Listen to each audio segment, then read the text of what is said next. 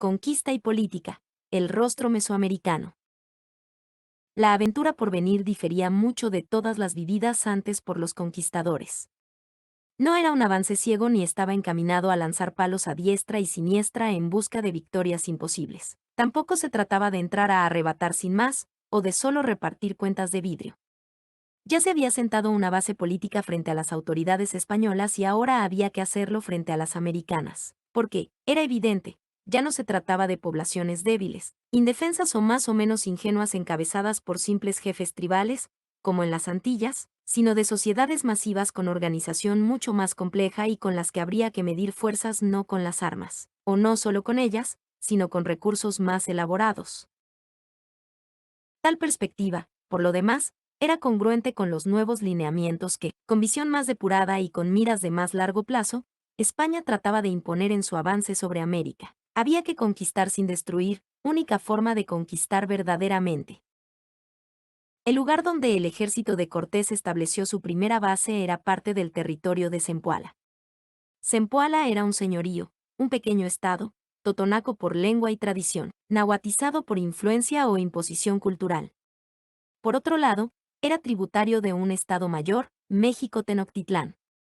Como tal, pertenecía a un imperio en plena expansión pero que aún no se consolidaba, ya que se basaba en la sujeción de señoríos a los que se respetaba su autonomía, pero no en la colonización ni en la imposición de un régimen vertical de control. Ciertamente los mexicas o tenocas estaban construyendo ese régimen mediante guarniciones militares y colonias establecidas en diversos puntos, pero esa era una tarea costosa y dilatada que apenas estaba en sus inicios. Zempoala, por lo pronto, todavía disfrutaba de autonomía, y su señor soberano o tlatoani, voz náhuatl, equivalente a rey literalmente, el que habla, plural, Tlato y Jue, encabezaba una estructura social y política compleja y variada, integrada por grupos e individuos de diversas calidades entre quienes se contaba desde nobles hasta esclavos. Por esas y otras razones era un verdadero Estado, aunque pequeño, y no un simple grupo tribal o una homogénea comunidad étnica. Cortés y sus allegados parecen haber entendido claramente esa situación. Se cuidaron muy bien de percibir la posición de las élites nativas, buscar acomodo entre ellas, rastrear sus debilidades o fracturas, y dar su lugar a los señores, aunque solo fuese por guardar las apariencias. En algún momento, de ese tlatoani o de esos nobles de Zempoala surgió la decisión de aliarse a los recién llegados, aun siendo patente, como seguramente lo percibieron, que tal alianza era muy desigual. Acertado o no desde el punto de vista de sus consecuencias, el acto era, según se viera, una insubordinación o un ejercicio de soberanía. Zempoala era solo una pequeña pieza dentro de un gran imperio, y como tal valía poco, pero al mismo tiempo era un señorío, y dentro de su pequeña escala local era tan significativo como cualquier otro de los muchos que daban sustancia al panorama político, económico y social del mundo mesoamericano. En efecto, señoríos como Zempoala habría 1,5 millar, más o menos, a lo largo y a lo ancho de Mesoamérica.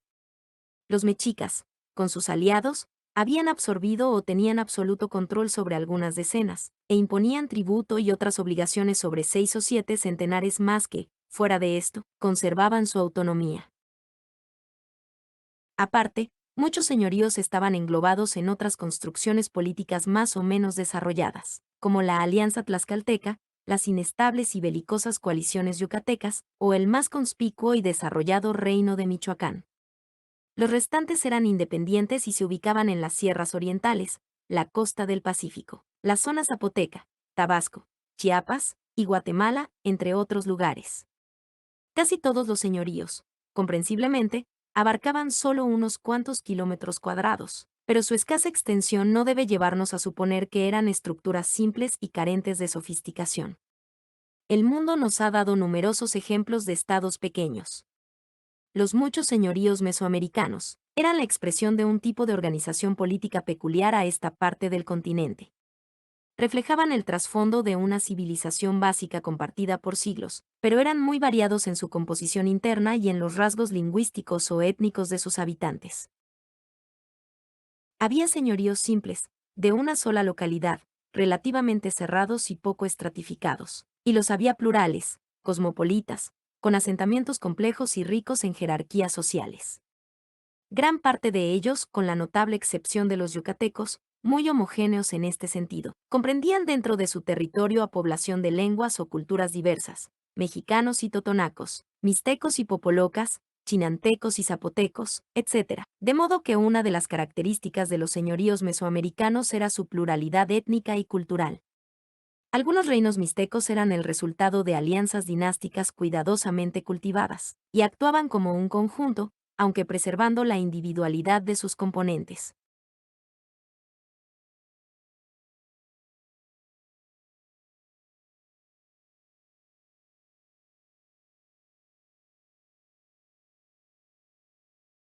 En todos los señoríos se daba gran importancia a los fundamentos históricos o rituales del territorio, y del linaje gobernante porque de ellos dependía el reconocimiento de la soberanía, o en todo caso de la autonomía, y la legitimidad del ejercicio del poder.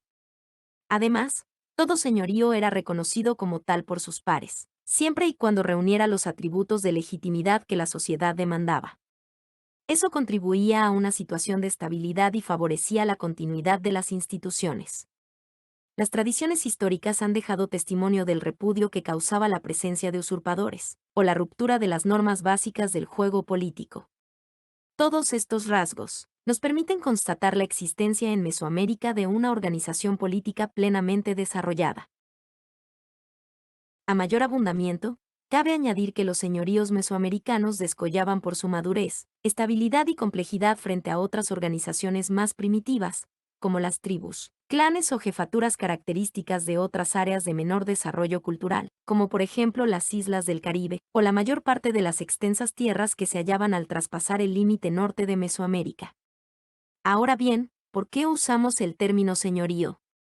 La palabra es española, pero nos sirve porque proviene de la percepción que los conquistadores tuvieron de aquello que les tocó ver, algo que se asemejaba bastante a lo que en la tradición política europea se designaba con esa voz.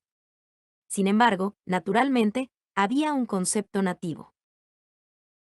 El Estado, o señorío mesoamericano, tenía su expresión territorial y concreta en lo que en náhuatl se denominaba altepetl, literalmente agua-cerro, que es un símbolo del medio físico y el sustento, y tenía su expresión de soberanía en lo que se conocía, de manera más abstracta, como tlatocayotl, es decir, el tlatoanazgo, el ejercicio del mando. Historiadores modernos han explicado tal organización recurriendo a conceptos como ciudad-estado o comunidad-reino, que son distintas formas de referirse a un estado cuando es pequeño, pero esto no es del todo adecuado. En todo caso, los señoríos podrían definirse más apropiadamente como principados, que es el modo usual de llamar a un reino de reducidas dimensiones. Actualmente, para referirse a los estados mesoamericanos, muchos historiadores prefieren utilizar la palabra original altepetl en lugar de cualesquiera otras, del mismo modo que se refieren al tlatoani con esta voz náhuatl y no como señor, príncipe o rey. Sin duda, el uso o el rescate de esas palabras originales resulta muy apropiado, aunque llevará tiempo para que se difundan como parte de nuestro lenguaje común. Hay que tomar en cuenta, sin embargo, que en Mesoamérica había otras perspectivas y terminologías además de la náhuatl. El equivalente del altepetl, por ejemplo, era el ñu en las tradiciones mixteques, o el batabil en las mayas. No todos eran exactamente similares en su forma de organizarse y legitimarse, pero sí equiparables. El término castellano señorío resumía y resume razonablemente sus diferencias. Eso lo hizo muy aceptable, y lo hace también para nosotros. Por eso a lo largo de estas páginas nos hemos referido a los estados mesoamericanos con el nombre de señoríos, y así continuaremos haciéndolo. Cualquiera de las expresiones que usemos será correcta, en tanto lo hagamos de manera consistente y con plena conciencia de que nos referimos a organizaciones políticas identificables, del modo que hemos explicado, como pequeños estados.